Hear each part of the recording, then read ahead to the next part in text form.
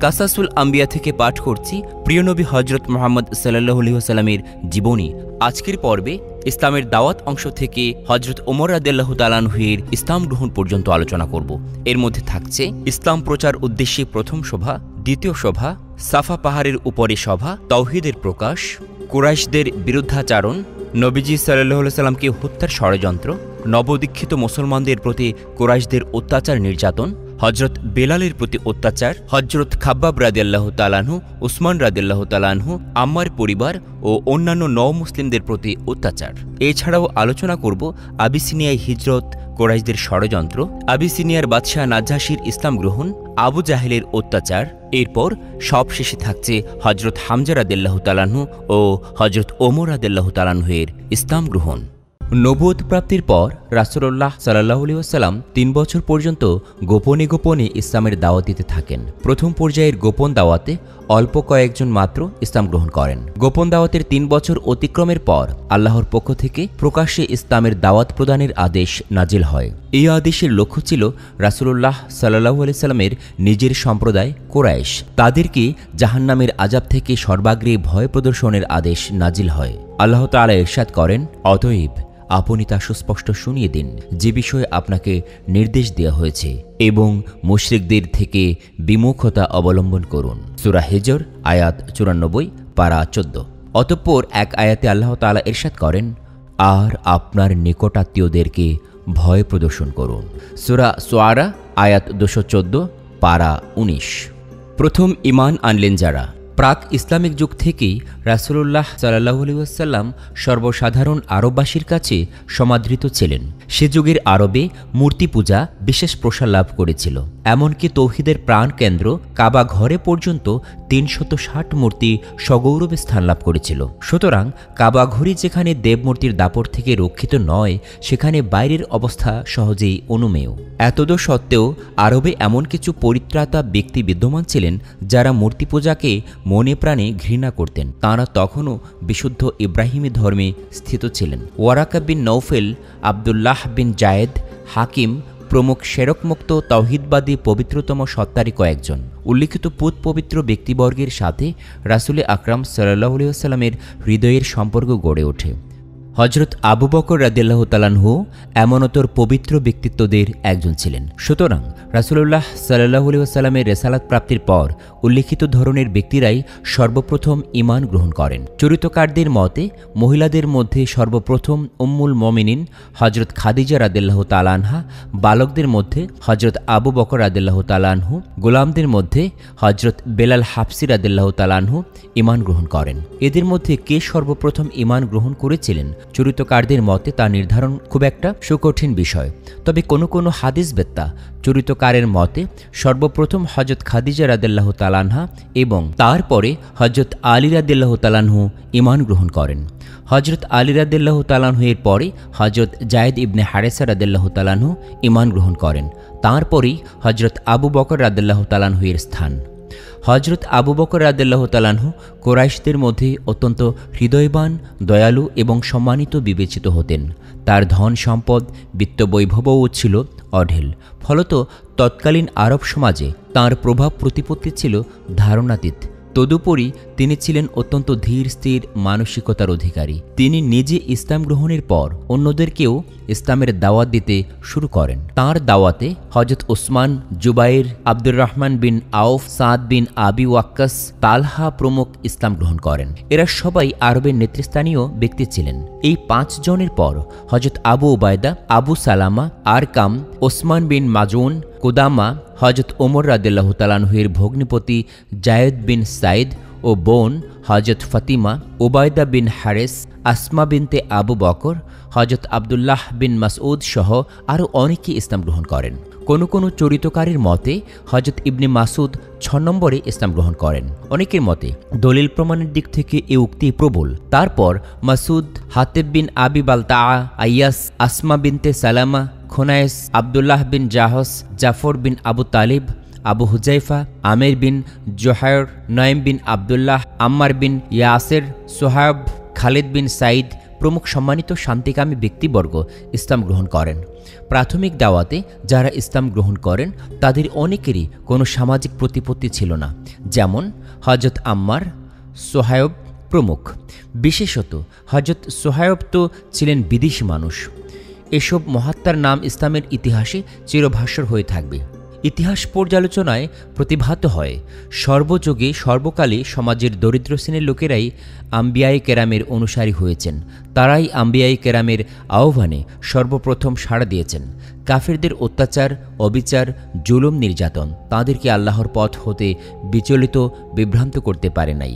এবারে পাঠ করছি ইসলামের দাওয়াত দ্বিতীয় পর্যায়। প্রকাশ্য ইসলাম প্রচারের নির্দেশ। রেসালাত মর্যাদায় ভূষিত হবার পরে 3 বছর পর্যন্ত রাসূলুল্লাহ সাল্লাল্লাহু আলাইহি ওয়াসাল্লাম অতি সংগোপনে ইসলামের প্রতি মানুষকে আহ্বান জানাতে থাকেন। সত্যনিষ্ঠা এবং ন্যায়ের প্রভাব ব্যতীত প্রথম পর্যায়ে ইসলাম গ্রহণকারী মুসলমানদের সম্মুখে অন্য কোনো প্রলোভন বা আকর্ষণ ছিল না, বরং প্রতি মুহূর্তে প্রতি পদে কঠোর বিপদে পতিত হবার আশঙ্কা ছিল। এতদ সত্ত্বেও এসব সত্যনিষ্ঠ ব্যক্তিবর্গ রাসূল সাল্লাল্লাহু আলাইহি ওয়াসাল্লাম এর আহ্বানে সব কিছু হাসি মুখে বরণ করতে প্রস্তুত ছিলেন। এভাবে গোপনে ইসলাম প্রচারের 3টি বছর অতিবাহিত হয়। অতঃপর আল্লাহ তাআলা পবিত্র কোরআনে আয়াত নাজিল করেন, প্রকাশ্যে ইসলামের দাওয়াত প্রদানের জন্য রাসূলুল্লাহ সাল্লাল্লাহু আলাইহি ওয়াসাল্লামকে আদেশ করেন। সেই মতে তিনিও প্রকাশ্যে ইসলাম প্রচারার্থ কী পন্থা পদ্ধতি অবলম্বন করা যায় সে সম্পর্কে চিন্তাভাবনা করতে লাগলেন। ইসলাম প্রচার উদ্দেশ্যে প্রথম সভা। 3 বছর পর গোপনে ইসলাম প্রচারের পর আল্লাহ তাআলা নবী করিম সাল্লাল্লাহু আলাইহি সাল্লামকে নির্দেশ দিলেন, আপনি প্রকাশ্যে ইসলামের দাওয়াত দিন, আপনার নিকটাত্মীয়দেরকে ভয় প্রদর্শন করুন। পথভ্রষ্ট মুশরিকরা যদি আপনার আনুগত্য অনুসরণ না করে তাহলে আপনি মোটেও তাদের পরোয়া করবেন না। তিনি আল্লাহর নির্দেশ মোতাবেক প্রকাশ্যে দাওয়াত প্রদানের সংকল্প করেন। কয়েকদিন পর্যন্ত ঘরে বসে চিন্তাভাবনা করতে থাকেন কিভাবে নিজের আত্মীয়দেরকে ইসলামের দাওয়াত প্রদান শুরু করবেন। আল্লাহর নির্দেশিত প্রকাশ্য দাওয়াতের বিষয়ে কি পদক্ষেপ গ্রহণ করা যায়, এটাই এখন তার প্রধানতম চিন্তার বিষয়। চরিত্রকারদের কারো কারো মতে তাঁর গৃহবন্দী জীবনের খবর তাঁর চাচিসহ নিকটাত্মীয় মেয়ে মহলে পৌঁছে। হয়তো তিনি কোনো প্রকার রোগগ্রস্ত হয়ে পড়েছেন অথবা অন্য কোনো অসুবিধার সম্মুখীন হয়েছেন। এ আশঙ্কায় নিকটাত্মীয় মহিলাদের সকলেই তাঁর খোঁজখবর নেবার জন্য আসেন। তারা জিজ্ঞাসাবাদে তাঁর গৃহবন্দী জীবন এবং অন্যান্য অবস্থার সংবাদ অবহিত হন। জিজ্ঞাসাবাদে রাসূলুল্লাহ সাল্লাল্লাহু আলাইহি সাল্লাম বললেন, আমার কোনো অভিযোগ অসুবিধা নেই। ব্যাপার হচ্ছে আল্লাহ তাআলা আমাকে নিকটাত্মীয়দেরকে ভয় প্রদর্শন করতে এবং তাদের মাঝে দ্বীনের তাবলীগ করতে আদেশ করেছেন। এখন আমি ভাবছি কি করব। ভাবছি তাদেরকে নিজের ঘরে ডেকে সে বিষয়ে ভয় প্রদর্শন করব, যে বিষয়ে আমার রব আমাকে আদেশ করেছেন। উপস্থিত মহিলাদের সকলেই বললেন, আপনার নিকটাত্মীয়দেরকে সবাইকে ডাকুন, তবে আপনার চাচা আব্দুল উজ্জা আবু লাহাবকে ডাকবেন না, কেননা আপনি যা পছন্দ করেন সে তা কবুল করবে না। রাসূলুল্লাহ সাল্লাল্লাহু আলাইহি ওয়াসাল্লাম অনতিবিলম্বে নিজের নিকটাত্মীয়দেরকে তাঁর ঘরে খাওয়ার দাওয়াত করেন। চাচি ও আত্মীয় মহিলাদের নিষেধ এবং আবু লাহাবের মানসিক কাঠিন্য কঠোরতার কথা অবহিত থাকা সত্ত্বেও তাকে দাওয়াত দেন। এই দাওয়াতে তার চাচা চাচিরা এবং অন্যান্য অনেক আত্মীয় স্বজন অংশগ্রহণ করেন। হুজুর সাল্লাল্লাহু আলাইহি ওয়াসাল্লাম অপেক্ষমান। উপস্থিত মেহমানগণ খাওয়া হতে অবসর হলেই তাদের সাথে সে বিষয়ে আলোচনার সূত্রপাত করবেন, যে বিষয়ে আলোচনার উদ্দেশ্যে তাদেরকে এ মজলিসে আহ্বান করা হয়েছে এবং যে বিষয়ে মহান আল্লাহ আদেশ করেছেন। আবু লাহাব এই দাওয়াতকে তার অসৎ উদ্দেশ্য সাধনের জন্য মহা সুযোগ মনে করে বসে। সে এই সময়টাতে রাসূলুল্লাহ সাল্লাল্লাহু আলাইহি সাল্লামের সাথে কথাবার্তা বলার এবং তাকে পিতৃপুরুষের ধর্ম পরিত্যাগ না করার উপদেশ প্রদানের মহাসুযোগ বলে গ্রহণ করে। সুতরাং আত্মীয় স্বজন সবাই উপস্থিত, সে তা কাজে লাগানোর চেষ্টা করে। আবু লাহাব চটজলদি কথার সুযোগ গ্রহণ করে বলতে শুরু করল, মুহাম্মদ, এখানে উপস্থিত উপবিষ্ট সবাই তোমার চাচাতো ভাই। সুতরাং এ মজলিসে তুমি সে কথাই আলোচনা করো যা এদের কাম্য। তুমি পিতৃপুরুষের দিন ধর্মের বিরুদ্ধে যে যুদ্ধ শুরু করেছ তা নিয়ে আর কেউ আবির্ভূত হয় নাই। একথা ভালোভাবে হৃদয়ঙ্গম করো যে তোমার সম্প্রদায় সমগ্র আরবের সাথে প্রতিদ্বন্দ্বিতা করতে সক্ষম নয়। তুমি যদি বর্তমান অবস্থার উপর স্থিত থাকো তবে তোমার ভাতৃবর্গ আত্মীয় স্বজনের তোমাকে বন্দী করা অন্যায় হবে না, বরং তখন তারা সৎ ন্যায়ের পক্ষেই থাকবে। যদি কুরাইশ তোমার উপর আক্রমণ পরিচালনা করে তবে অন্যান্য আরব গোত্রও কুরাইশদের সাথে একাত্মতা ঘোষণা করবে। কুরাইশ হামলা পরিচালনার আগেই তোমাকে বন্দী করা উত্তম কাজ হবে। রাসূলুল্লাহ সাল্লাল্লাহু আলাইহি ওয়াসাল্লাম দ্বীনে হক এবং তাদের বাতিল দিন সম্পর্কে কিছু বলতে যাচ্ছিলেন। আবু লাহাব তার কথার মাঝখানে উপস্থিত লোকদেরকে উত্তেজিত করে বলতে লাগলো, আল্লাহর কসম, এ খুবই খারাপ কথা হবে যে অন্যেরা তাকে বন্দী করবে। অন্যেরা বন্দী করার আগে তোমাদেরকেই উচিত তাকে নিয়ন্ত্রণে আনা। যদি তোমরা এই ব্যাপারে নীরবতা অবলম্বন করো এবং তাকে অন্যদের নিকট সমর্পণ করো তাহলে এ খুবই অপমান অপদস্থতার কথা হবে। বর্তমানে তার যে চিন্তাধারা, এই অবস্থায় যদি তোমরা তাকে রক্ষা করতে চাও তাহলে মানুষ তোমাদের বিরুদ্ধে যুদ্ধ করবে। এ মজলিসে উপস্থিতদের মাঝে রাসূলুল্লাহ সাল্লাল্লাহু আলাইহি ওয়াসাল্লামের ফুফু হযরত সোফিয়া ছিলেন। তিনি সামনে এগিয়ে আবু লাহাবের প্রত্যুত্তরে বললেন, ভাইজান, তোমার ভ্রাতুষ্পুত্রের অপমান অপদস্থতা কি তোমার কাছে খুব ভালো লাগবে? আল্লাহর কসম, আলেম সমাজ তো পূর্ব থেকেই বলে আসছেন আব্দুল মুতালেবের বংশধারা হতে এক নবীর আবির্ভাব হবে। মুহাম্মদী তো আলেমদের কথিত সে নবী। আবু লাহাব হযরত সফিয়ার কথার উপহাসচ্ছলে উড়িয়ে দিয়ে বলল, মেয়েরা ঘরে আর রান্নাঘরে বসে বসে এ ধরনের ভ্রান্ত চিন্তা এবং অযৌক্তিক আশা আকাঙ্ক্ষা পালন করে। বলো দেখি, যদি কুরাইশ আমাদের মুখোমুখি হয় এবং অন্যান্য আরব গোত্রসমূহ তাদের সাথে হাত মেলায় তাহলে কিভাবে আমরা তাদের মোকাবেলা করব? তাদের সম্মিলিত শক্তির সম্মুখে তো আমরা এক মুষ্টিও হব না। আবু লাহাবের উপরোক্ত কথার জবাবে আবু তালেব বলে উঠলেন, আমরা যতক্ষণ বেঁচে থাকব মুহাম্মদকে সুরক্ষা করব। আবু তালেবের কথার প্রত্যুত্তরে আবু লাহাব সবাইকে ছত্রভঙ্গ হয়ে যেতে আদেশ করল। এভাবে আহত সভা ভেঙে যায় এবং আগত লোকজন যার যার গৃহাভিমুখে প্রস্থান করে। মুহাম্মদ সাল্লাল্লাহু আলাইহি ওয়াসাল্লাম নিজের উদ্দেশ্য অভ্যাগতদের সম্মুখে উপস্থাপনে ব্যর্থ হলেন। এবারে পাঠ করছি ইসলাম প্রচার উদ্দেশ্যে দ্বিতীয় সভা। প্রথম সভা তো আব্দুল উজ্জা আবু লাহাবের কারণে পণ্ড হয়ে যায়। এবার রাসূলুল্লাহ সাল্লাল্লাহু আলাইহি ওয়াসাল্লাম দ্বিতীয় সুযোগের অপেক্ষায় রইলেন। তিনি দ্বিতীয় দফা নিকটাত্মীয়দের দাওয়াত দেন। এই পালা তিনি অভ্যাগতদের সম্মুখে বলতে শুরু করলেন, কোনো জাতির প্রতিনিধি নিজের লোকদের সাথে কখনো মিথ্যা বলেন না। আল্লাহর কসম, মনে করো যদিও সকলের সাথে মিথ্যা বলতাম কিন্তু তোমাদের সাথে মিথ্যা বলতাম না। সবাইকে ধোঁকা দিলেও তোমাদেরকে ধোঁকা দিতাম না। সেই সত্তার কসম যিনি ছাড়া কোনো মাবুদ নাই, আল্লাহ আমাকে তোমাদের জন্য রাসূল করে পাঠিয়েছেন। সমগ্র আরবে এমন কোনো লোক সম্পর্কে আমি জানি না যিনি এর চেয়ে উত্তম মাযহাব ধর্মমত নিয়ে স্বজাতির কাছে আগমন করেছেন যা আমি তোমাদের জন্য নিয়ে এসেছি। আমি তো তোমাদের দুনিয়া ও আখেরাতের কল্যাণ নিয়ে আগমন করেছি।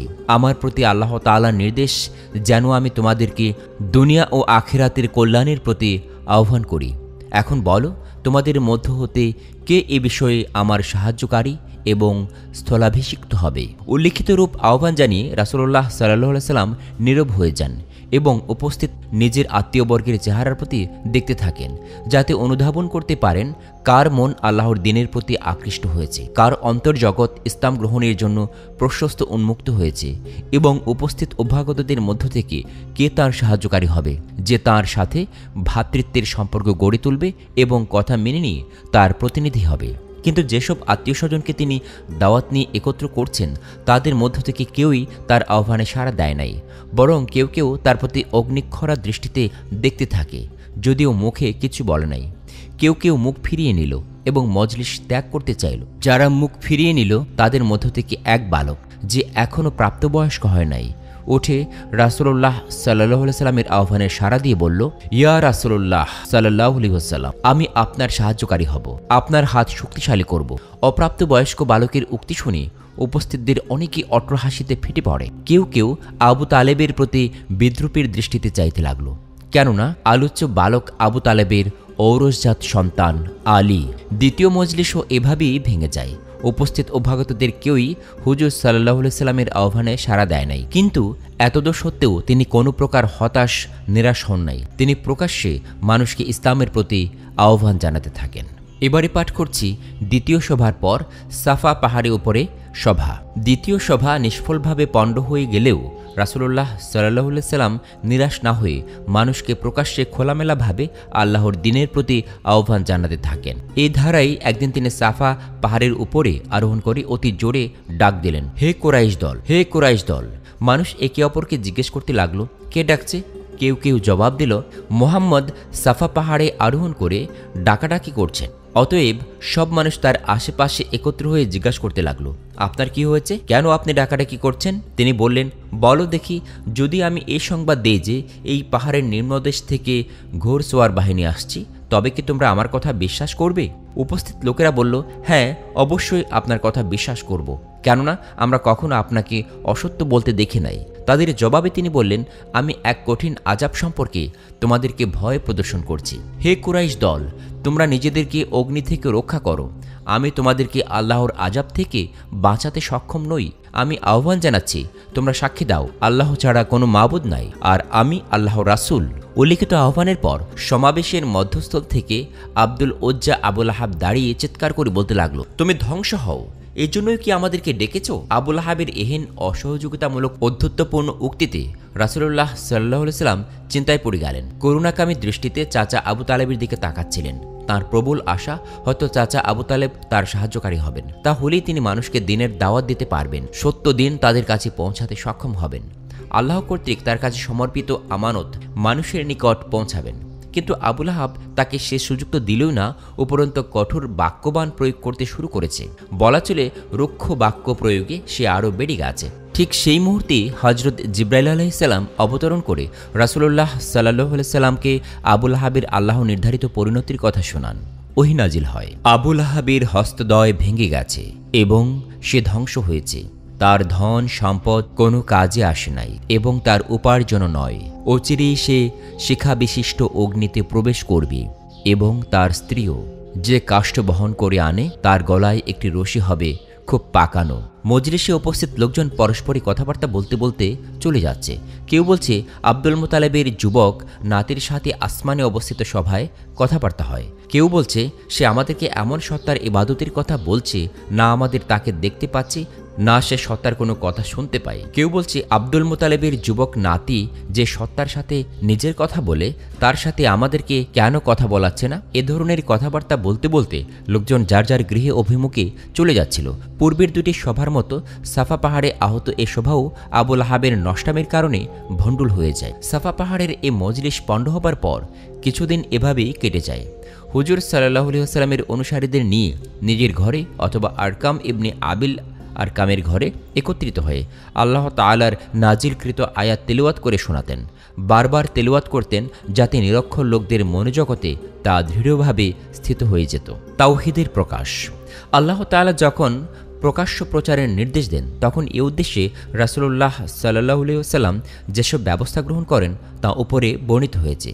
গৃহীত সেসব ব্যবস্থায় আপাত দৃষ্টিতে কোনো সুফল ফলে নাই, তবুও বিষয়টি সর্বসাধারণ মানুষের মাঝে সাধারণ আলোচনায় পরিণত হয়। বলা চলে এসব ব্যবস্থা গ্রহণের ফলে সত্যের আহ্বান কোরাইশের কর্ণকুহরে প্রবেশ করে বটে, কিন্তু তাদের মর্ম স্পর্শ করতে পারে নাই। পুরুষানুক্রমিক সংস্কার, বংশ পরস্পরাগত বিশ্বাস, পৌর সাহিত্যের প্রলোভন, পারিপার্শ্বিক অবস্থা কোরাইশদের হৃদয় জগৎ সম্পূর্ণ অন্ধ করে রেখেছিল। তাওহীদের আলো সে অন্ধকার জগতে সহজে স্থান লাভের কোনো সুযোগ ছিল না। আল্লাহ ছাড়া কোনো মাবুদ ইলাহ নাই, তিনি স্রষ্টা, সৃষ্টি ও জীবন মৃত্যুর অধিকারী একমাত্র তিনি। বহু শতাব্দী পরে এই আহ্বান আবার মক্কার আকাশে বাতাসে গুঞ্জরিত হচ্ছে।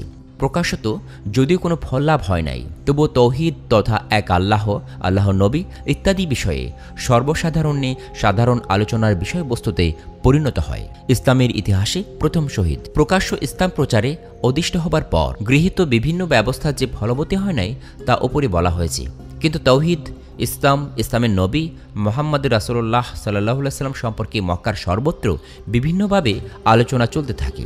এ সময় একদিন রাসূলুল্লাহ সাল্লাল্লাহু আলাইহি ওয়াসাল্লাম কয়েকজন নৌ মুসলিমকে সাথে নিয়ে কাবা শরীফে বসে তৌহিদ অর্থাৎ একত্ববাদ সম্পর্কে আলোচনা করছিলেন। তার তৌহিদ সম্পর্কিত আলোচনায় কাফের কুরাইশদের মাঝে মহা হুলস্থুল পড়ে যায়।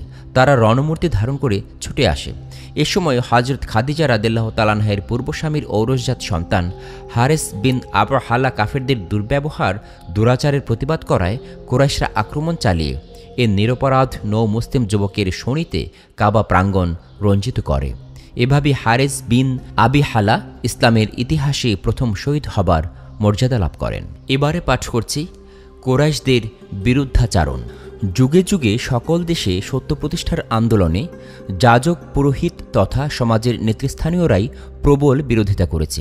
পাছে তাদের ভয়, যদি তাদের যাজকত্ব, পৌরোহিত্য, নেতৃত্ব হাতছাড়া হয়ে যায়। কাবাঘর ছিল আরব উপদ্বীপের একমাত্র দেব মন্দির। সেখানে ৩৬০টি দেবমূর্তি সগৌরবে অবস্থান করছে। সেই মন্দিরের সর্বপ্রকার কর্তৃত্ব, নেতৃত্ব কুরাইশদের করায়ত্তে। কাবা মন্দিরের সেবায়িত পুরোহিত হবার সুবাদে সমগ্র আরব ও তৎপার্শ্ববর্তী এলাকার মানুষ বিনা বাক্য ব্যয়ে কুরাইশদেরকে মেনে চলে।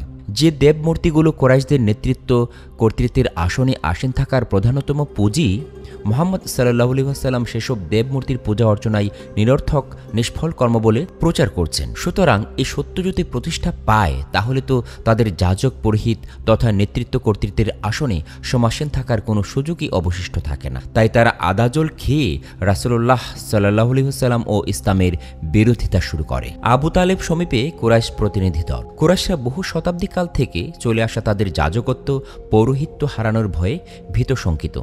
এছাড়া আরও কিছু ব্যাপার ছিল যেগুলো তাদেরকে ইসলাম ও ইসলামের নবীর বিরুদ্ধাচারণে উদ্বুদ্ধ করে। সেগুলো হচ্ছে, প্রথমত তাদের দেবদেবীর মান সম্মান, দ্বিতীয়ত তাদের ধারণা মতে তৎকালীন আরবের নেতৃস্থানীয় কেউ, যেমন উমাইয়া ইবনে খালফ, ওলিদ ইবনে মুগিরা, আস বিন ওয়াল প্রমুখ কেন নবী হল না? কেন বনি হাশেম গোত্রের পিতৃমাতৃহীন গয়ীব মোহাম্মদ নবী হল? তৃতীয়ত, ইসলামের কোন কোন বিষয় খ্রিস্টধর্মের মূলনীতির সাথে সামঞ্জস্যশীল, অথচ খ্রিস্টধর্ম আরবের লোকদের একেবারে অপছন্দ? বিশেষত আব্রাহা যখন কাবা ধ্বংস করার উদ্দেশ্যে হস্তি বাহিনী নিয়ে আসে, তখন থেকে এ ধারা শুরু হয়। চতুর্থত, প্রথম দিকে রাসূলুল্লাহ সাল্লাল্লাহু আলাইহি ওয়াসাল্লামের বাইতুল মুকাদ্দাসকে কাবা হিসাবে গ্রহণ, এসবই বিরোধিতার প্রধানতম উপকরণ হিসাবে কাজ করে। কুরাইশরা ইসলামের বিরুদ্ধে সোচ্চার হয়ে উঠলেও তাদের পথে কিছুটা প্রতিবন্ধকতারও সৃষ্টি হয়, কারণ ইতিমধ্যে প্রায় গোত্রেরই দু একজন ইসলাম গ্রহণ করেছে। অতএব তাদের এই বিরোধিতা একেবারে বাধা বন্ধনহীন ছিল না। তাই তারা প্রথম দিকে উদ্ভূত সমস্যার একটা শান্তিপূর্ণ সমাধানের জন্য সচেষ্ট হয়। তারা নেতৃস্থানীয় লোকদের সমবায়ে গঠিত একটি প্রতিনিধি দল আবু তালেবের নিকট প্রেরণ করে। এই প্রতিনিধি দলে ছিলেন আবু লাহাব, আবু জাহল, ওলিদ বিন মুগিরা, উতবা, সাইবা, আবু সুফিয়ান, আবুল বখতারি, আস বিন ওয়াল এবং মুনাব্বেহ প্রমুখ। প্রতিনিধি দল আবু তালেবের নিকট উপস্থিত হয়ে তীব্র ভাষায় রাসূলুল্লাহ সাল্লাল্লাহু আলাইহি ওয়াসাল্লামের বিরুদ্ধে অভিযোগ করে। তাদের অভিযোগের সার কথা হলো, আপনার ভ্রাতুষ্পুত্র আমাদের পূর্বপুরুষদের দেবদেবীকে গালমন্দ করে, আমাদের পূজ্য দেবতাদের প্রতি ঘৃণা প্রদর্শন করে এবং মানুষের মাঝেও ঘৃণা সৃষ্টি করে। সুতরাং আপনি তাকে এসব হতে বিরত রাখার ব্যবস্থা করুন। অভিযোগের পরিপ্রেক্ষিতে কৌশলে তাদেরকে বিদায় করে তিনি ভাতিজাকে কুরাইশদের পছন্দ বিরোধী বিষয়ে প্রচারণা হতে বিরত থাকতে বলেন। চাচার কথা শুনে রাসূলুল্লাহ সাল্লাল্লাহু আলাইহি ওয়াসাল্লাম বললেন, চাচা, যারা আপনার কাছে অভিযোগ করেছে আপনি তাদের সবাইকে আমার সামনাসামনি করুন। আমার একটি মাত্র প্রস্তাব মেনে নিলে আমি তাদের সব কিছু মেনে নিব। এতে আবু তালেব উদ্বুদ্ধ পরিস্থিতি সামাল দেবার পথে একটা আশার আলো দেখতে পান। তিনি ভাবলেন, একটা মীমাংসা অবশ্য হয়ে যাবে। এতে করে কুরাইশদের মাঝে আমার ভাতিজার সম্মান মর্যাদা বহুগুণে বৃদ্ধি পাবে। এই আশায় আশান্বিত হয়ে তিনি নেতৃস্থানীয় কুরাইশদের সবাইকে নিজ গৃহে একত্র করেন এবং ভাতিজা মুহাম্মদ সাল্লাল্লাহু আলাইহি ওয়াসাল্লামকে তাদের সামনাসামনি উপস্থিত করেন। আবু তালেব আলোচনার সূত্রপাত করলেন। রাসূলুল্লাহ সাল্লাল্লাহু আলাইহি ওয়াসাল্লাম চাচাকে উদ্দেশ্য করে বললেন, চাচা, এদের প্রস্তাবগুলো বলতে বলুন। তখন উপস্থিত কুরাইশ নেতারা বলতে শুরু করল, প্রথমত, তুমি আমাদের মাবুদ তথা দেবদেবীদের বিরুদ্ধে কোনো প্রচারণা চালাতে পারবে না। আমরাও তোমার মাবুদের বিরুদ্ধে কোনো কথা বলবো না। দ্বিতীয়ত, আমাদেরকে নির্বোধ, মূর্খ ইত্যকার ভর্ৎসনা তিরস্কার করতে পারবে না। তৃতীয়ত, আত্মীয়তার বন্ধন বিচ্ছিন্ন করতে পারবে না। চতুর্থত, উচ্চস্বরে কোরআন পাঠ করতে পারবে না। পঞ্চমত, কাবা শরীফে প্রকাশ্যে নামাজ আদায় বা কোরআন তেলাওয়াত করতে পারবে না। এগুলো ছিল তাদের প্রধানতম প্রস্তাব। খুঁটিনাটি আরও অনেক প্রস্তাব তারা উপস্থাপন করে। আলোচনার দীর্ঘতা পরিহারের উদ্দেশ্যে খুঁটিনাটি বিষয়গুলো পরিহার করা হলো। কুরাইশ নেতৃবৃন্দের কথা শেষে রাসূলুল্লাহ সাল্লাল্লাহু আলাইহি ওয়াসাল্লাম বললেন, আমার একটিমাত্র প্রস্তাব মেনে নিলে আপনাদের সব প্রস্তাব মেনে নিতে আমার কোনো আপত্তি থাকবে না। উপস্থিত কুরাইশদের নেতৃবৃন্দ মনে মনে পুলকিত হল। তাদের ধারণা, আমাদের এতগুলো প্রস্তাবের বিপরীতে মুহাম্মদের একটিমাত্র প্রস্তাব মেনে নিতে আপত্তি কী থাকতে পারে। তারা তার প্রস্তাবটি জানতে চাইলে তিনি বললেন, আপনারা সকলে বলুন, লা ইলাহা ইল্লাল্লাহু মুহাম্মাদুর রাসূলুল্লাহ। এই প্রস্তাবে তারা চিৎকার করে বলে ওঠে, এই কালেমার বিরুদ্ধেই তো আমাদের সংগ্রাম। এই কালেমা আমাদের কখনোই মানব না, মানতে পারি না। এই কালেমা মেনে নিতে পারলে তো আমাদের মাঝে কোনো বিরোধিতাই অবশিষ্ট থাকতো না। এই বলে হৈ হৈ রই রই করে তারা আবু তালেবের গৃহ ত্যাগ করল। কুরাইশ প্রতিনিধি দল আবু তালেবের গৃহে। কুরাইশ নেতৃবৃন্দ প্রথমবার আবু তালেবের নিকট মুহাম্মদ সাল্লাল্লাহু আলাইহি ওয়াসাল্লামের বিরুদ্ধে অভিযোগ দায়ের করলেও তা ফলপ্রসূ হয় নাই। এরপর থেকে তারা রাসূলুল্লাহ সাল্লাল্লাহু আলাইহি ওয়াসাল্লামের বিরোধিতা এবং তার বিরুদ্ধে বিষোদগার ও অপপ্রচারের মাত্রা আরও বাড়িয়ে দিল। বিরোধিতার মাত্রা যখন তুঙ্গে, তখন কুরাইশ নেতৃবৃন্দ পুনরায় আবু তালেবের নিকট উপস্থিত হয়ে প্রস্তাব করল, আবু তালেব, আপনার ভ্রাতুষ্পুত্র যদি রাজত্বের লোভে আমাদের দেবদেবীর বিরোধিতার পথ অবলম্বন করে থাকে, তবে আমরা তার মাথায় রাজমুকুট পরিয়ে দেব। সুন্দরী ললনা লাভের উদ্দেশ্যে এমন করলে আমরা আরবের সম্ভ্রান্ত পরিবারের সর্বশ্রেষ্ঠ সুন্দরী ললনার সাথে তার বিয়ের ব্যবস্থা করব। যদি সে সম্পদ কামনা করে, তবে আমরা তাকে সর্বশ্রেষ্ঠ ধনীতে পরিণত করে দেব। তবু যেন সে আমাদের পিতৃপুরুষের ধর্মের যুগ যুগ ধরে পূজ্য আমাদের দেবদেবীদের বিরুদ্ধে অপপ্রচার না করে। তাদের সর্বশেষ প্রস্তাব, হয়তো আপনার ভ্রাতুষ্পুত্রকে বাগে আনুন, নতুবা মাঝখান থেকে সরে পড়ুন। আমরা উন্মুক্ত ময়দানে এ সমস্যার চূড়ান্ত করতে চাই। আবু তালেব দেখলেন ব্যাপার খুবই জটিল। একাকে সমগ্র কুরাইশ গোত্রের বিরুদ্ধে দাঁড়ানো এক প্রকার অসম্ভব। ওদিকে ভাতিজাকেও তার প্রচার প্রচারণা থেকে বিরত রাখা যাচ্ছে না। একদিকে প্রাণপ্রিয় ভ্রাতুষ্পুত্র, অন্যদিকে কুরাইশ দলপতিরা। আবু তালেব কিং কর্তব্য বিমূঢ় হয়ে পড়লেন। তিনি কুরাইশ প্রতিনিধি দলের উপস্থিতিতেই ভাতিজাকে ডেকে পাঠান। ভাতিজা তথায় উপস্থিত হলে তিনি কুরাইশ প্রতিনিধি দলের বক্তব্যসার তাঁকে বুঝিয়ে দিয়ে উপসংহারে বললেন, বাবা, একটুখানি বিবেচনা করে কাজ করো। যে ভার বহনের শক্তি আমার নাই, তা আমার উপর চাপায়ও না। রাসূলুল্লাহ সাল্লাল্লাহু আলাইহি ওয়াসাল্লাম মনে করলেন পার্থিব একমাত্র সহায় পিতৃব্য চাচা আজ তার সঙ্গ ত্যাগ করছেন। অত্যন্ত কঠোর পরীক্ষা, কিন্তু এতেও তিনি বিন্দুমাত্র বিচলিত হন নাই। তিনি আবু তালেবকে সম্বোধন করে বললেন, চাচা, এরা যদি আমার ডান হাতে সূর্য আর বাম হাতে চন্দ্র এনে দেয়, তবু আমি মহাসত্যের সেবা ও নিজের কর্তব্য থেকে এক মুহূর্তের জন্য বিচ্যুত হব না। হয়তো আল্লাহ সত্য জয়যুক্ত করবেন, না হয় আমি ধ্বংস হয়ে যাব। চাচা, নিশ্চিত জানাবেন মুহাম্মদ সাল্লাল্লাহু আলাইহি ওয়াসাল্লাম কর্তব্য হতে বিচ্যুত হবে না। এই বলে রাসূলুল্লাহ সাল্লাল্লাহু আলাইহি ওয়াসাল্লামের নয়নযুগল অশ্রুসজল হয়ে উঠল। এই অবস্থায় তিনি স্থান ত্যাগ করলেন। ওইদিকে কুরাইশ নেতৃবৃন্দও নানা প্রকার কঠোর বাক্যবাণ নিক্ষেপ করতে করতে আবু তালেবের গৃহ ত্যাগ করে। আবু তালেবের গৃহে আগত কুরাইশদের কঠোর বাক্যবাণ, উগ্র রণমূর্তি, অসার তর্জন, গর্জন, হুঙ্কার যদিও মুহূর্তের জন্য আবু তালেবের মনোজগতে ভীতি বিহ্বলতার জন্ম দিয়েছিল, তেমনি মুহূর্তেই তা আবার অপসারিত হল। তিনি অনতিবিলম্বে ভাতিজাকে ডেকে বললেন, প্রিয় ভ্রাতুষ্পুত্র, নিজের কর্তব্য করে যাও। আল্লাহর শপথ, কোনো অবস্থায়ই আমি তোমাকে পরিত্যাগ করব না। রাসূলুল্লাহ সাল্লাল্লাহু আলাইহি ওয়াসাল্লামকে হত্যার ষড়যন্ত্র। কুরাইশ দলপতি তাদের সর্বপ্রকার চেষ্টা প্রচেষ্টার চূড়ান্ত করে দেখল লাভ কিছুই হচ্ছে না। আবু তালেব পূর্বপদ স্বস্থানে অটল, বরং তাঁর ভাতিজার পক্ষে আরও বেশি দৃঢ় অবস্থান গ্রহণ করছেন। এর কিছুদিন পর কুরাইশ প্রধানরা যুক্তি পরামর্শ করে উবামা বিন ওলিদ নামক এক সুশ্রী সুদর্শন যুবককে আবু তালেবের সামনে হাজির করে বলল, এই যুবকটি সুশ্রী, সুদর্শন, সুকবি, একে আমরা আপনার জন্য এনেছি। আপনি একে পুত্ররূপে গ্রহণ করুন, পরিণামে আপনার মঙ্গল হবে। এর পরিবর্তে আপনার ভাতিজা মুহাম্মদকে আমাদের হাতে অর্পণ করুন, আমরা তাকে প্রাণে বধ করব। কুরাইশ প্রধানদের লোমহর্ষক প্রস্তাব শুনে আবু তালেব আঁতকে উঠলেন। তিনি বিদ্রুপের স্বরে বললেন, বেশ তো তোমাদের প্রস্তাব, তোমাদের সন্তানকে খাইয়ে দাইয়ে পেলে পুষে বড় করে আর আমার সন্তানটিকে তোমাদের হাতে তুলে দেই হত্যা করার জন্য। মনে রেখো, আবু তালেব এত অপদার্থ নয়। হাশেম ও মোতালেব গোত্রের দৃঢ়তা। কুরাইশ প্রধানদের উল্লিখিত প্রস্তাবে আবু তালেব রীতিমতো বিস্মিত ও প্রকম্পিত হলেন। প্রাণপ্রিয় ভ্রাতুষ্পুত্রকে হত্যার ষড়যন্ত্র, এতে তিনি ভবিষ্যতে এক মহাবিপদের অশনি সংকেত লক্ষ্য করলেন। তিনি হাশেম ও মোতালেব বংশের সবাইকে একত্র করে সমগ্র পরিস্থিতি তাদের সম্মুখে তুলে ধরলেন। বললেন, কুরাইশদের অপরাপর গোত্রের লোকেরা আমার ভাতিজাকে হত্যা করতে চাইছে, সুতরাং তোমরা আমাকে সাহায্য করে প্রস্তুত আছো কিনা বলো। আবু তালেবের প্রশ্নে এক আবু লাহাব ব্যতীত সবাই সমস্বরে বলে উঠল, আমরা সবাই প্রস্তুত, আমরা সবাই প্রস্তুত। যেদিন হাশিম ও মোতালিব বংশের লোকদের সঙ্গে উল্লিখিত আলোচনা হচ্ছিল, সেদিনই সন্ধ্যায় খবর পাওয়া গেল রাসূলুল্লাহ সাল্লাল্লাহু আলাইহি ওয়াসাল্লামকে খুঁজে পাওয়া যাচ্ছে না। এই সংবাদে আবু তালেব ও তার অন্যান্য ভ্রাতাগণ রাসূলুল্লাহ সাল্লাল্লাহু আলাইহি ওয়াসাল্লামের সামনের বাড়িতে উপস্থিত হয়ে কোনো সংবাদ পেলেন না।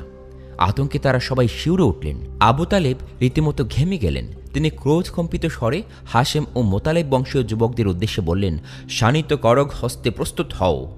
আদেশ প্রাপ্তিমাত্র সবাই প্রস্তুত হলো। আবু তালিব সকলকে বুঝিয়ে বললেন, সবাই নিজ নিজ অস্ত্র লুকিয়ে আমার সঙ্গে কাবায় প্রবেশ করবে। সেখানে কুরাইশদের যেসব প্রধান ব্যক্তি উপস্থিত আছে, এক একজন তাদের এক একজনের কাছে বসে পড়বে। সাবধান, ইবনুল হানজালিয়া, আবু জাহেল যেন বাদ না যায়। মোহাম্মদ যদি নিহত হয়ে থাকে তবে সবাইকে হত্যা করবে। ইতিমধ্যে হঠাৎ জায়েদ বিন হারেসা কাবা শরীফে উপস্থিত হন।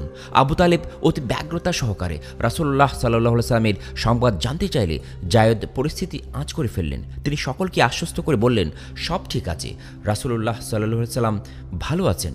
আমি এইমাত্র তাঁর কাছ থেকে এসেছি। জায়েদ সবার সম্মুখে তার অবস্থান স্থলের কথা প্রকাশ করলেন না। তখন তিনি সাফা পাহাড়ের নিকট ইবনে আরকামের গৃহে অবস্থান করে নৌ মুসলিমদের সঙ্গে বিভিন্ন বিষয়ে আলোচনা করছিলেন। জায়েদ দৌড়ে গিয়ে রাসূলুল্লাহ সাল্লাল্লাহু আলাইহি ওয়াসাল্লামের নিকট সমগ্র পরিস্থিতি বিবৃত করলেন।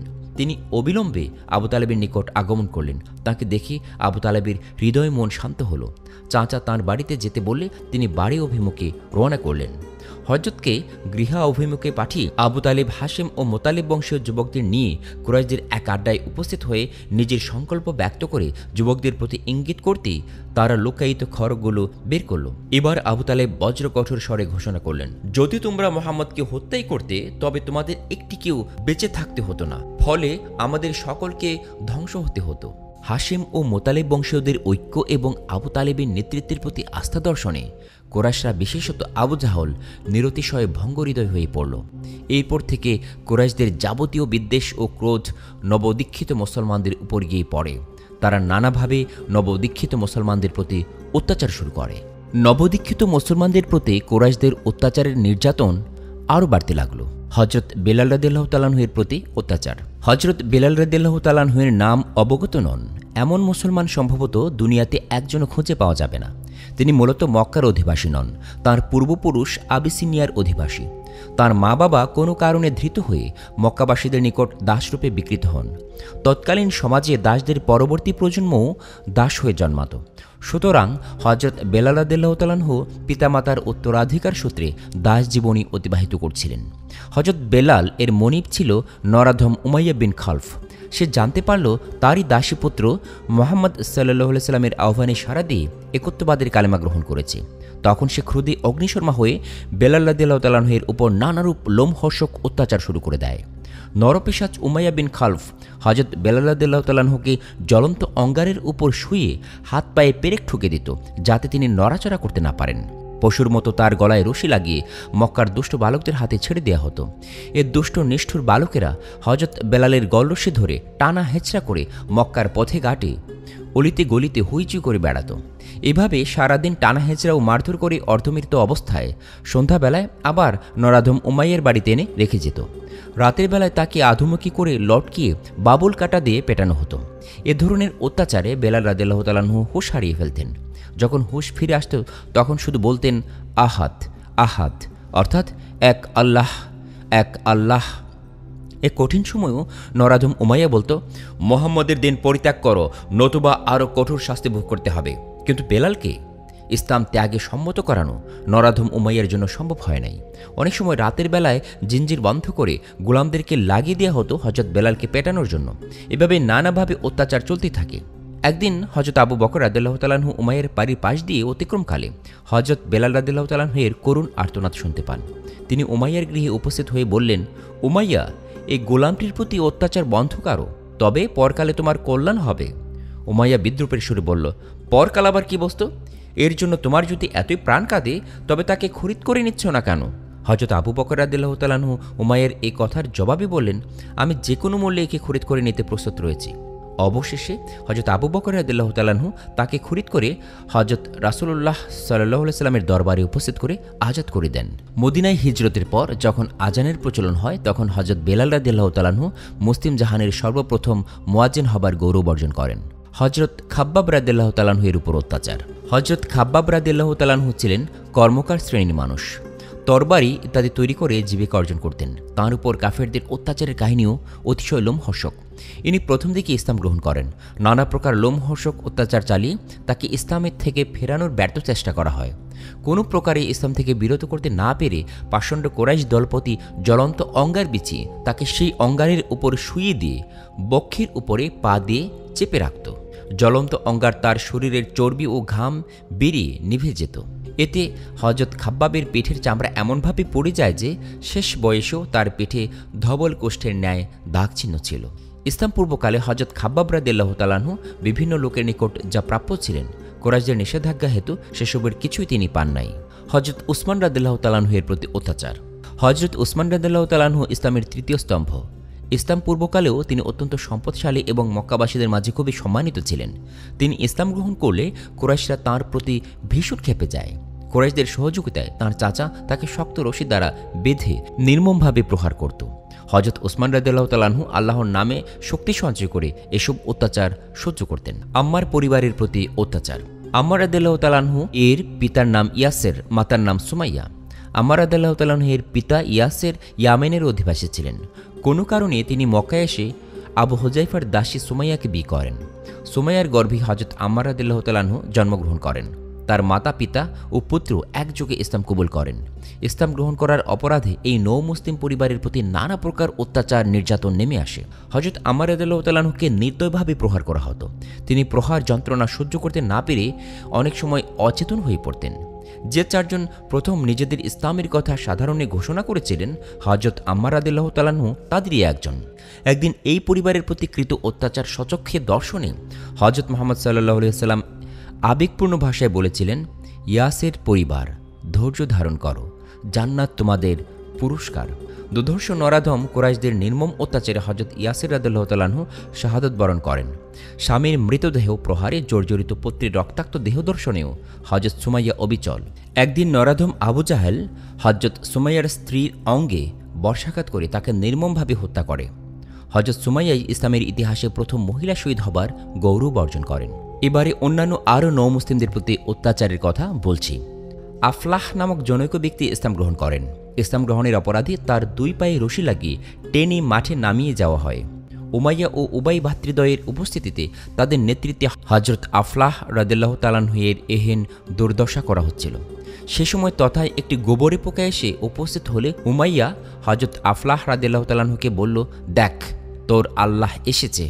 উমাইয়ার সেই শ্লেষাত্মক কটাক্ষের জবাবে হজরত আফলাহ রাদিয়াল্লাহু তাআলা আনহু বললেন, আমার, তোমার ও ওই কীট সকলের আল্লাহই একজন। এতে ক্রোধোন্মত্ত হয়ে নরাধম উমাইয়া তাঁর ঠোঁটে চেপে ধরে। এ অবস্থায় আফলাহ অচেতন ও নিস্পন্দ হয়ে পড়েন। বহুক্ষণ অপেক্ষমান থেকে নরাধম উমাইয়া ভাতৃদ্বয়ের যখন বিশ্বাস জন্মালো তাঁর প্রাণবায়ু বের হয়ে গেছে, তখন তারা তাকে রেখে চলে যায়। কিছুক্ষণ পরে তিনি চৈতন্য লাভ করেন। হজরত আবু বকর রাদিয়াল্লাহু তাআলা আনহু ঘটনা জানতে পেরে বহু অর্থের বিনিময়ে তাকে নরপশুদের কবল থেকে উদ্ধার করেন।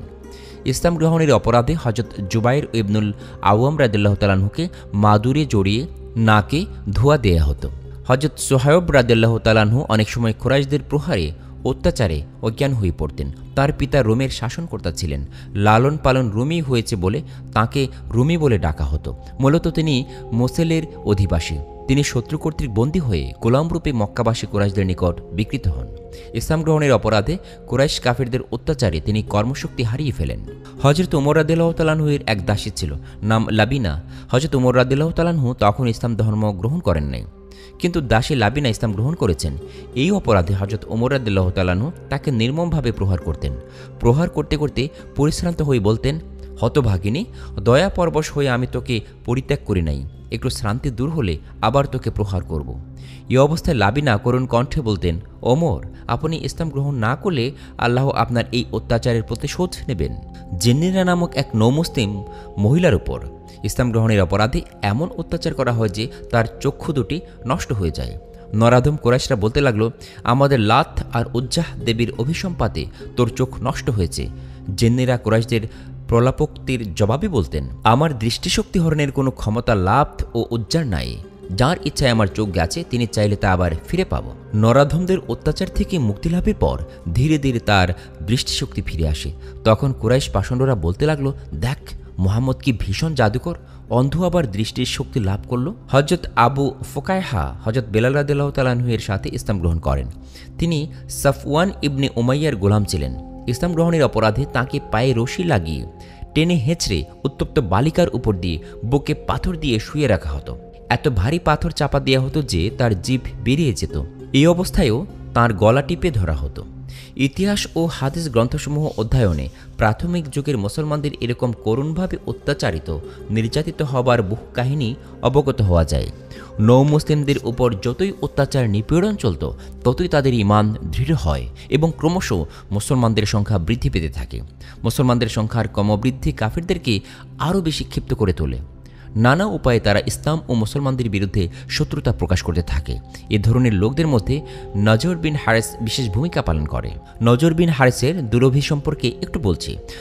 নজর বিন হারেস ব্যবসায়িক সফরে হীরা শহরে গমন করে সেখান থেকে রোস্তম ও পারস্য সম্রাটগণের কিচ্ছা কাহিনী সংগ্রহ করে মক্কায় ফিরে আসে।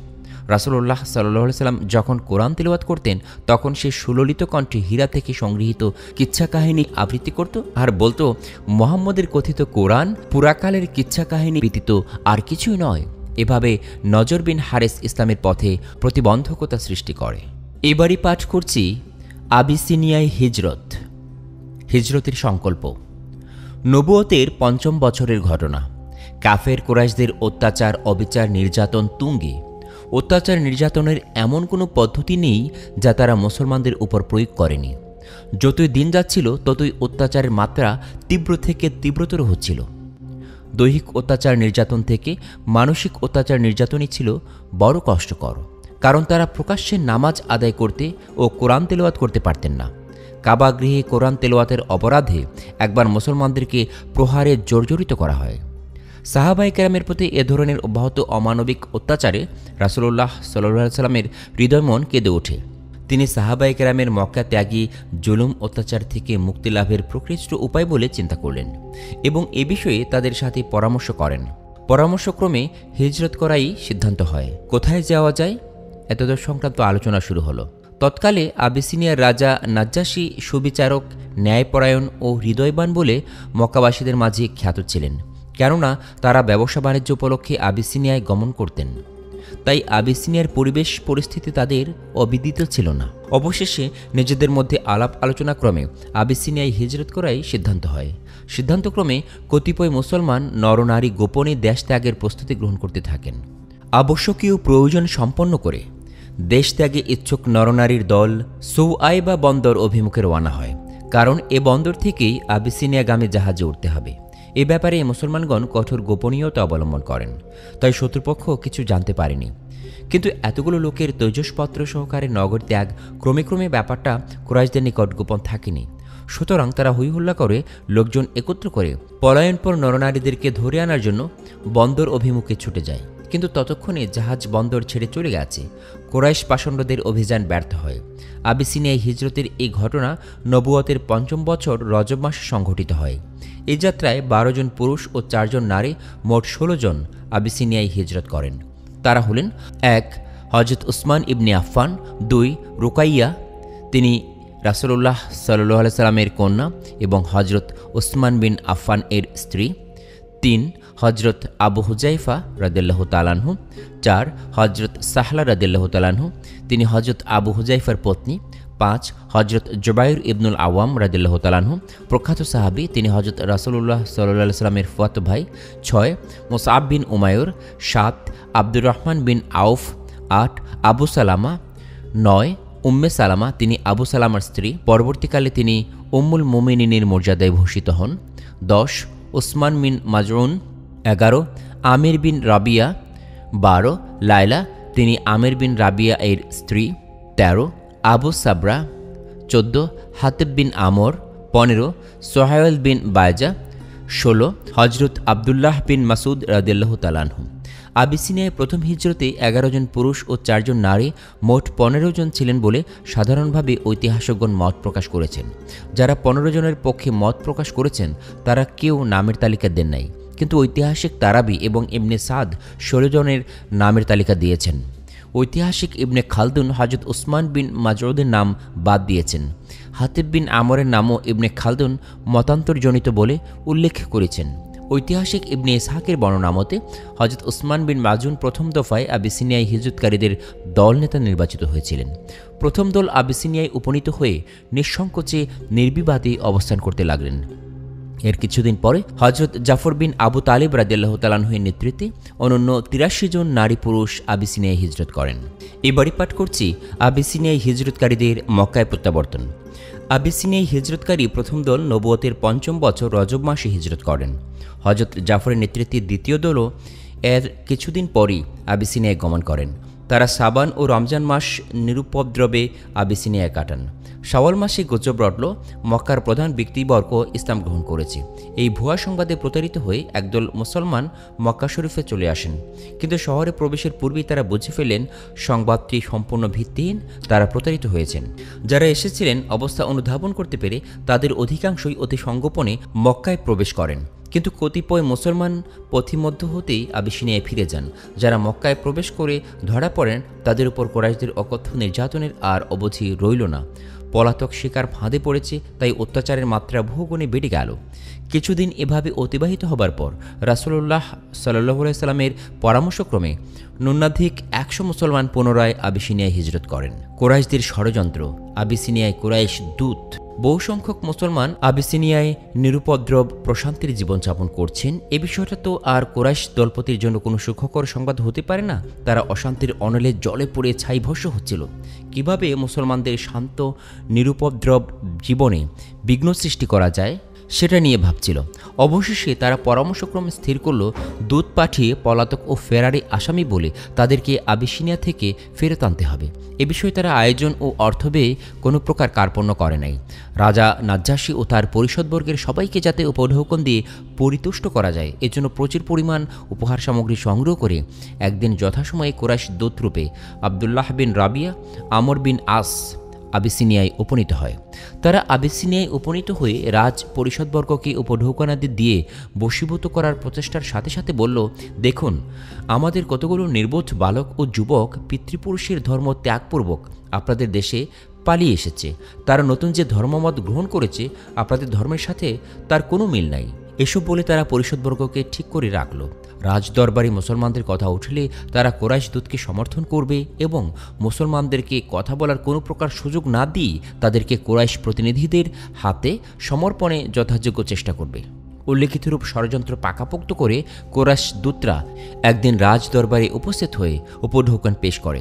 আবিসিনিয়া রাজা নাজ্জাশী উপঢৌকন গ্রহণান্তে তাদের আগমনের কারণ জানতে চাইলে তারা বলল, রাজন, মক্কার সম্ভ্রান্ত ভদ্রসমাজ আমাদেরকে প্রতিনিধিরূপে আপনার দরবারে প্রেরণ করেছেন। আমাদের দেশের কতিপয় বিপদগামী নির্বোধ যুবক তাদের পিতৃপুরুষের ধর্ম ত্যাগ করে আপনাদের ধর্মেও প্রবেশ না করে অভিনব এক ধর্ম গড়ে নিয়েছে। আমাদের বা আপনাদের ধর্মের সাথে তার কোনোই সামঞ্জস্য নেই। মক্কায় অবস্থিত তাদের আত্মীয়বর্গ তাদেরকে মক্কায় ফিরে নেবার আবেদন জানাতে আমাদেরকে আপনার দরবারে প্রেরণ করেছে। কুরাইশ দূতের বক্তব্য শেষ হওয়ার সাথে সাথে পূর্ব ষড়যন্ত্র অনুযায়ী পরিষদবর্গ এক বাক্যে তাদেরকে সমর্থন জানায়। তারা নাজ্জাশীকে বোঝাতে চেষ্টা করল কুরাইশ প্রতিনিধিদের বক্তব্য অতি সঙ্গত, সুতরাং প্রবাসীদেরকে প্রতিনিধিদের হাতে সমর্পণ করাই উচিত হবে। কুরাইশ প্রতিনিধিবর্গের বক্তব্য এবং পরিষদবর্গের বিনা বাক্যব্যয়ী তাদের প্রতি সমর্থন জ্ঞাপনে বাদশাহ নাজ্জাশী দারুণ অসন্তুষ্ট হন। তিনি বললেন, এ কেমন কথা?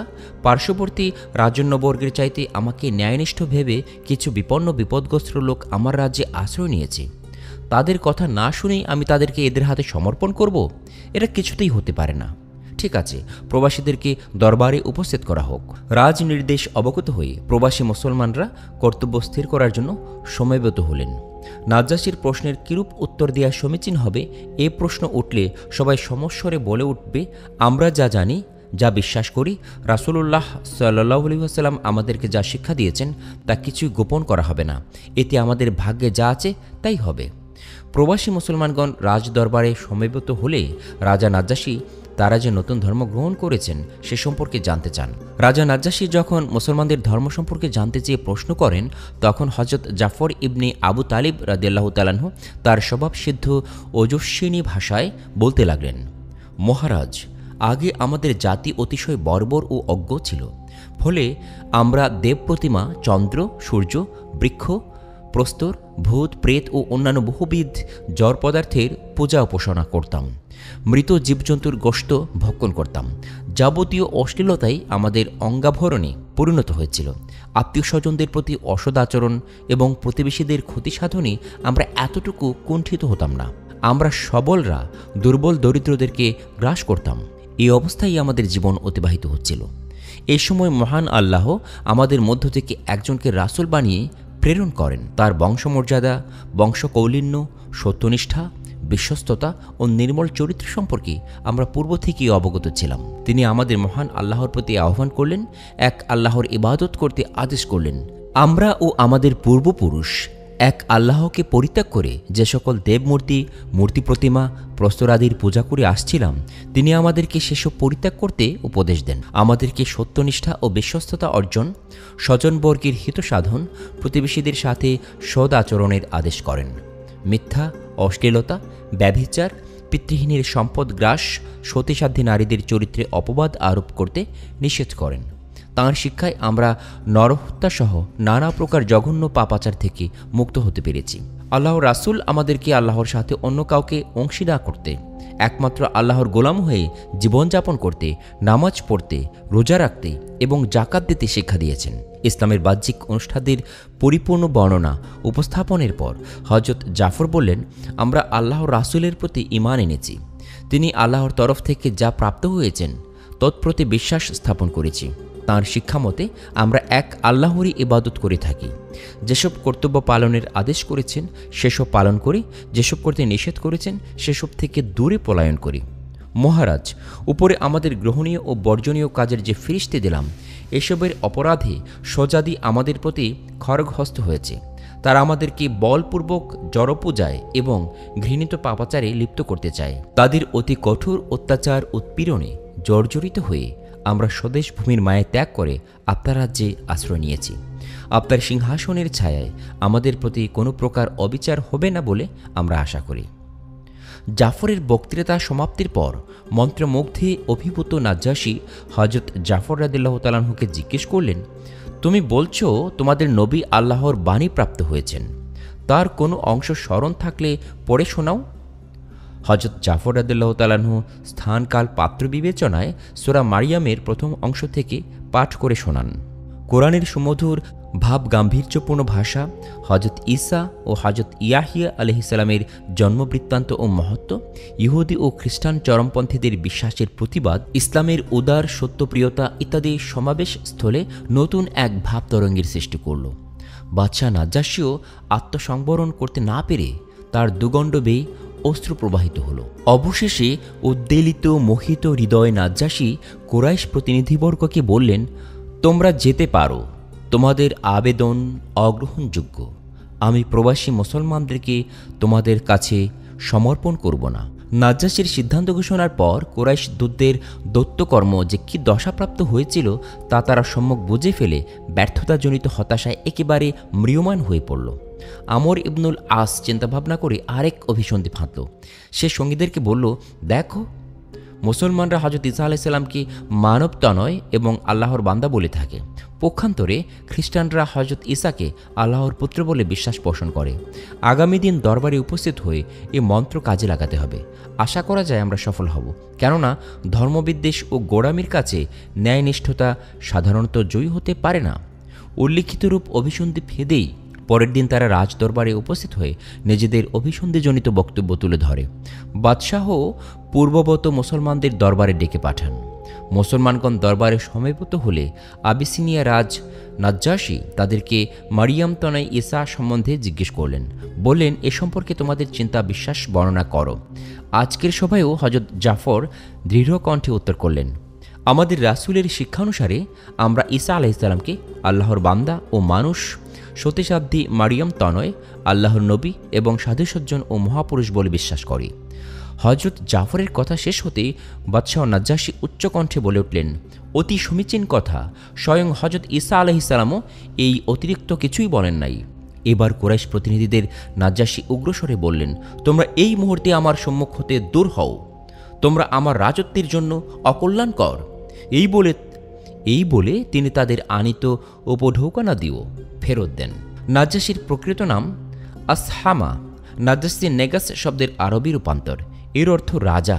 কুরাইশ প্রতিনিধি দলকে অপমান করে তাড়িয়ে দেবার পর মুসলমানগণ নির্বিঘ্নে নিরাপদে আবিসিনিয়ায় অবস্থান করতে থাকেন। আবিসিনিয়ায় হিজরতকারীরা তথায় থাকা অবস্থায় রাসূলুল্লাহ সাল্লাল্লাহু আলাইহি ওয়াসাল্লাম আল্লাহর নির্দেশে মদিনায় হিজরত করেন। মদিনায় হিজরতের ৭ম বছর, যে বছর খায়বার বিজিত হয়, সে বছরই আবিসিনিয়ায় অবস্থিত মুসলমানগণ মদিনায় রাসূল সমীপে গমন করেন। এ সময় বাদশাহ নাজ্জাশী রাসূলুল্লাহ সাল্লাল্লাহু আলাইহি ওয়াসাল্লাম সমীপে যে পত্র প্রেরণ করেন তাতে অস্পষ্ট প্রতিপন্ন হয় তিনি ইসলাম গ্রহণ করেছেন। তাঁর মৃত্যু সংবাদ প্রাপ্ত হয়ে রাসূলুল্লাহ সাল্লাল্লাহু আলাইহি ওয়াসাল্লাম সাহাবায়ে কেরামকে নিয়ে তাঁর গায়েবানা জানাজায় নামাজ পড়েছিলেন। তিনি সারা জীবনে এই একটিমাত্র গায়েবানা জানাজাই পড়েন। অসত্যের শত্রুতা আর বিরুদ্ধাচরণের মধ্য দিয়ে সত্য তার জয়ের রাজপথ রচনা করে। ইতিহাসে এই সত্যের সাক্ষ্যবাহী ঘটনার কোনো অভাব নাই। আলোচ্য ঘটনায় মুসলিমীয় উৎপীড়িত মুসলমান কুরাইশদের অত্যাচারে অতিষ্ঠ হয়ে আবিসিনিয়ায় পলায়ন করে। এটা ঘটনার প্রকাশ্য দিক। প্রকৃতপক্ষে এটা বিদেশে ইসলামের প্রথম মিশন, আর কুরাইশদের দূত প্রেরণই নাজ্জাশীর ইসলাম গ্রহণের প্রধানতম কারণ। তাই কোনো অবস্থায় সত্যের সাধকদের বিচলিত হওয়া উচিত নয়। কুরাইশরা অতি বড় আশা নিয়ে নাজ্জাশীর দরবারে দূত প্রেরণ করেছিল। তাদের ধারণা ছিল, যেহেতু তারা কাবার সেবায়িত পুরোহিত আরব সমাজের দণ্ডমুণ্ডের কর্তা, সুতরাং তাদের অনুরোধ বাদশাহ রক্ষা না করেই পারেন না। তিনি তাদের সে বড় আশায় গড়ে ছাই। কুরাইশরা দ্রুত অতিশয় অপমানিত ও লাঞ্ছিত হয়ে আবিসিনিয়া থেকে ফিরে আসে। দূতদের অপমান, অপদস্থতা, লাঞ্ছনার কথা শুনে কুরাইশদের ক্রোধ বন্যী পূর্বের চাইতে বহুগুণে তেজে জ্বলে ওঠে, কিন্তু তারা কোনো কর্মপন্থা স্থির করতে পারছিল না। কারণ যারাই একবার মুহাম্মদী দিন গ্রহণ করে তারা আর কিছুতেই দমিত হয় না। অত্যাচার, নির্যাতন, প্রহার কোনো কিছুতেই কাজ হয় না। দিনের জন্য সদা সর্বস্ব ত্যাগ করে দেশান্তরিত হয়েও তারা বাধে না। কোনো ষড়যন্ত্র, কোনো বাধা বিপত্তি তাদেরকে সত্যগ্রহণ থেকে বিরত রাখতে পারছে না, বরং এসব বাধা বিপত্তি দিন দিন ইসলামের প্রভাব প্রতিপত্তি বৃদ্ধিকে সহায়তা করছে। নৌমুসলিমদের সংখ্যা দিন দিন বেড়েই চলছে। নিম্নের ঘটনা থেকে বিষয়টি আরও স্পষ্ট হবে। একবার রাসূলুল্লাহ সাল্লাল্লাহু আলাইহি ওয়াসাল্লাম জনকোলাহল হতে দূরে সাফা পর্বতের নির্বল, নিভৃত, নির্জন এলাকায় আপনভাবে মত্ত। এ সময় আবু জাহল তার খোঁজ পেয়ে সেখানে উপস্থিত হয়। প্রথমে সে নানা প্রকার ব্যঙ্গ, বিদ্রূপ ও কটূক্তি করে রাসূলুল্লাহ সাল্লাল্লাহু আলাইহি ওয়াসাল্লামের ধৈর্যচ্যুতি ঘটানোর প্রাণান্তকর চেষ্টা করে। এতে তার মাঝে কোনো বিরক্তির ভাব না দেখে অবশেষে তীব্র ভাষায় মুহাম্মদী দিনের কুৎসা গ্লানি করতে লাগল। এতেও কাজ হচ্ছে না দেখে নরাধম আবু জাহল তাকে আক্রমণ করতে উদ্যত হল। এতেও কোনো প্রকার পরিবর্তন নাই। সর্বশেষ সে রাসূলুল্লাহ সাল্লাল্লাহু আলাইহি ওয়াসাল্লামের মস্তক লক্ষ্য করে এক খণ্ড পাথর ছুঁড়ে মারে। পাথরের আঘাতে শোণিত ধারায় তার সমগ্র শরীর রক্তে লাল হয়ে যায়। এতেও রাসূলুল্লাহ সাল্লাল্লাহু আলাইহি ওয়াসাল্লামের হৃদয়ে সামান্যতম ক্রোধের সঞ্চার হলো না। কিন্তু তিনি স্বজাতি, স্বদেশবাসীর মূর্খতায় যার পর নাই মর্মাহত হন। এই ঘটনার পর রাসূলুল্লাহ সাল্লাল্লাহু আলাইহি ওয়াসাল্লাম বাড়িতে চলে আসেন।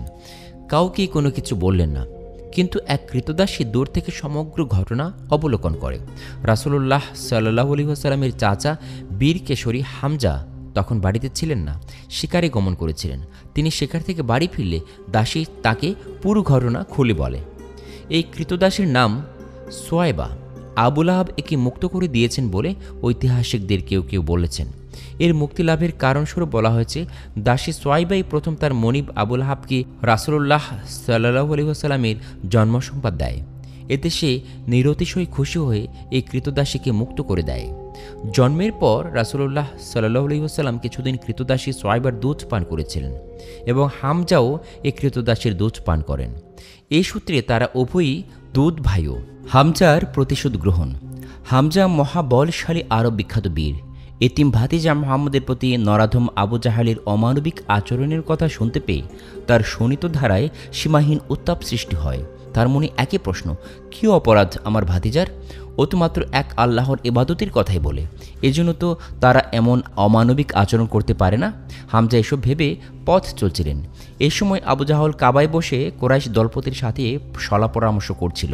হামজা তথায় হাজির হয়ে হুঙ্কার ছেড়ে বললেন, রে পাষণ্ড, তুই কেন মুহাম্মদের উপর অত্যাচার করছিস আর করবি? এই বলে আচ্ছা রকম পেটালেন। আঘাত লেগে নরাধমের মাথা ফেটে রক্ত বের হতে থাকে। হামজা বললেন, ধর্মের জন্য তুই মুহাম্মদের উপর অত্যাচার করছিস? ঠিক আছে, আজ থেকে আমিও মুহাম্মদের ধর্ম গ্রহণ করলাম। আবু জাহেল থেকে প্রতিশোধ গ্রহণপূর্বক শেষে হামজা কাবাগৃহ থেকে সোজা রাসূলুল্লাহ সাল্লাল্লাহু আলাইহি ওয়াসাল্লামের বাড়িতে এসে উপস্থিত হয়। ভাতিজাকে সস্নেহে বলেন, প্রিয় ভাতিজা, আনন্দিত হও, আমি এইমাত্র আবু জাহেল থেকে যথার্থ প্রতিশোধ গ্রহণ করে এসেছি। আবু জাহেল প্রহৃত হয়েছে, তার থেকে প্রতিশোধ নেওয়া হয়েছে। এসব সংবাদ রাসূলুল্লাহ সাল্লাল্লাহু আলাইহি ওয়াসাল্লামের মাঝে কোনো প্রকার ভাবান্তর নেই। তিনি প্রিয় চাচা হামজার উদ্দেশ্যে বলেন, চাচা, এতে আনন্দিত হবার এমন কি আছে? যদি শুনতাম আপনি ইসলাম ধর্ম গ্রহণ করেছেন, তাহলে এটা অনেক আনন্দের বিষয় হতো। হামজার মনোজগৎ পূর্ব থেকে ইসলাম গ্রহণের জন্য প্রস্তুত হয়েছিল। কাবা গৃহে কুরাইশ দলপতির সম্মুখে তা তিনি প্রকাশও করেছেন। এবার তার প্রাণপ্রিয় ভাতিজার সম্মুখে প্রকাশ্যে ইসলামের কথা ঘোষণা করলেন। হামজার ইসলাম গ্রহণ কুরাইশদের মধ্যে প্রবল চাঞ্চল্যের সৃষ্টি করে এবং তারা রাসূলুল্লাহ সাল্লাল্লাহু আলাইহি ওয়াসাল্লামের উপর অত্যাচারের মাত্রা কিছুটা হ্রাস করে উদ্দেশ্য সফল হবার জন্য নতুন পন্থা খুঁজতে শুরু করে। দারুন নদওয়ার কাফেরদের সভা। রাসূলুল্লাহ সাল্লাল্লাহু আলাইহি ওয়াসাল্লাম প্রকাশ্যে ইসলামের কথা ঘোষণার পর থেকেই ছলে বলে কৌশলে শক্তি প্রয়োগে কুরাইশ কাফেররা তাকে ইসলাম প্রচার হতে বিরত রাখার সর্বাত্মক প্রচেষ্টা চালায়, কিন্তু কিছুতেই কিছু হচ্ছে না। দিন দিন মুসলমানের সংখ্যা বেড়েই চলছে। সর্বশেষ আরবের প্রখ্যাত বীর হামজা ইসলাম গ্রহণ করেছেন। হামজার ইসলাম গ্রহণ কুরাইশদের শক্তি দুর্গের ভিত্তিমূলে নাড়া দেয়। তারা নতুন করে ভাবতে শুরু করে কি করে মুহাম্মদের অব্যাহত গতি প্রতিরোধ করা যায়। তারা পুনরায় প্রলোভনের জাল বিস্তার করতে চেষ্টা করে। অর্থ সম্পদ, ক্ষমতা, নেতৃত্ব, কর্তৃত্ব, সুন্দরী ললনা, সব কিছুর প্রলোভন একে একে উপস্থাপন করেও কোনো ফল পাচ্ছে না। সবই ব্যর্থ। এই ব্যর্থতার প্রেক্ষাপটে তারা নতুন করে চিন্তাভাবনা শুরু করে।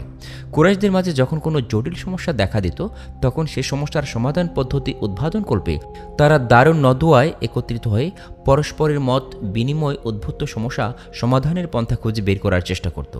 দারুন নদওয়া কুরাইশদের সংসদ। আজকে তাদের দারুন নদওয়ায় উপস্থিতির উদ্দেশ্য মুহাম্মদ সাল্লাল্লাহু আলাইহি ওয়াসাল্লাম এর সম্পর্কে চূড়ান্ত সিদ্ধান্ত গ্রহণ। তাদের সর্বসম্মত মতে মুহাম্মদকে আর সম্মুখে বাড়তে দেওয়া যায় না। দীর্ঘ আলোচনা অনুষ্ঠিত হলো, কিন্তু কোনো সমাধান খুঁজে পাওয়া যাচ্ছে না।